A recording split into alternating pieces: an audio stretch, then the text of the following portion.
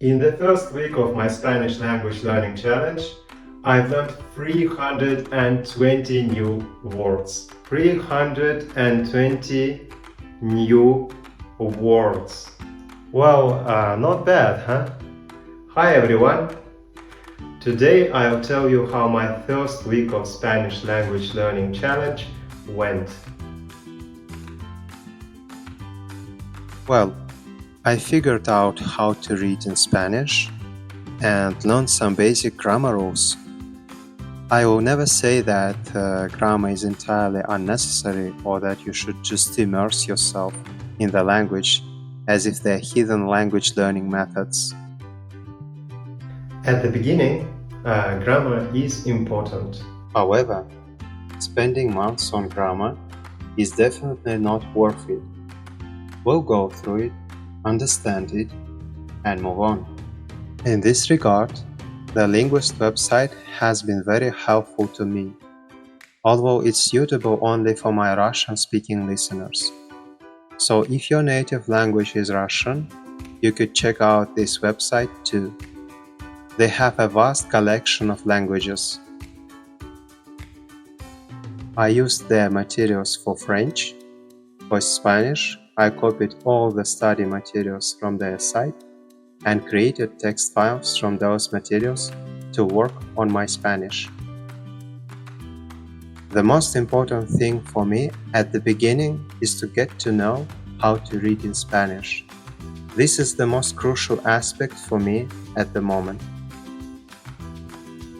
And here, Spanish is really surprised me. I had heard that it's easy to read in Spanish, but I didn't realize how easy it would be.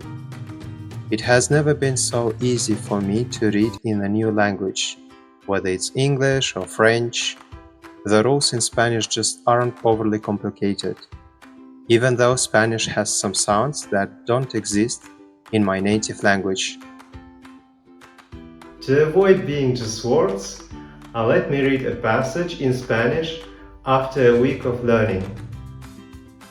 Aquí tiene usted el café, aquí el azúcar, aquí la leche.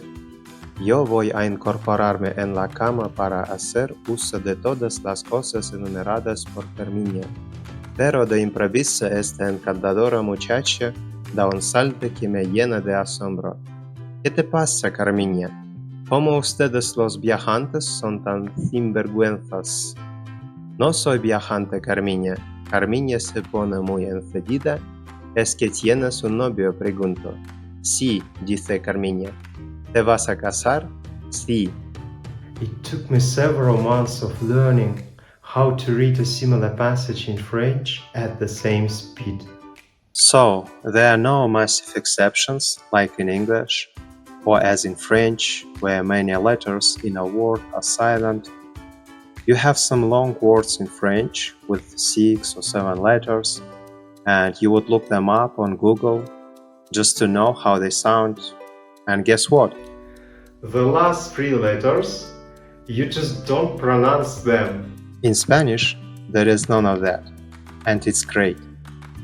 By the way, of course I make mistakes while reading in Spanish, but that's normal. The number of those mistakes will decrease as I continue to learn the new language. But I am not just reading a Spanish guide. To reduce out our pronunciation mistakes, we need to listen to podcasts. I'm listening to the Coffee Break Spanish podcast. Listening to a new language is crucial because we need to understand how it sounds in real life, so that we can reproduce it ourselves. In a previous video, I mentioned that I plan to listen to 1 podcast a day. I've decided to increase that to 2 or 3 podcasts a day. Well, why am I listening to more podcasts now? I feel like I've progressed quite well in Spanish through reading, and it became too easy to just listen to 1 podcast a day. In language learning, there is one very important rule. If it's too easy, make it harder. You can make it harder by moving on to podcasts with a higher language level. However, That option doesn't suit me as my level is still too low. So I've simply increased the number of podcasts I listen to each day. It's definitely harder because the speed of moving from easy topics to more difficult ones is increasing. But I am sure I'll be fine. Well, my plan is to continue reading the materials from Linguist and listening to podcasts. It would be nice to go to Spain, but I don't have that option yet. No worries, we have langlalang.com to learn Spanish and other languages. Here we can read our guide, save words, and review them later. The system will show them to you before and after each lesson. Also, don't forget to subscribe to my YouTube channel. I already have some other videos there. Feel free to check them out in your spare time. Thank you for watching this video to the end. Give it thumbs up right there.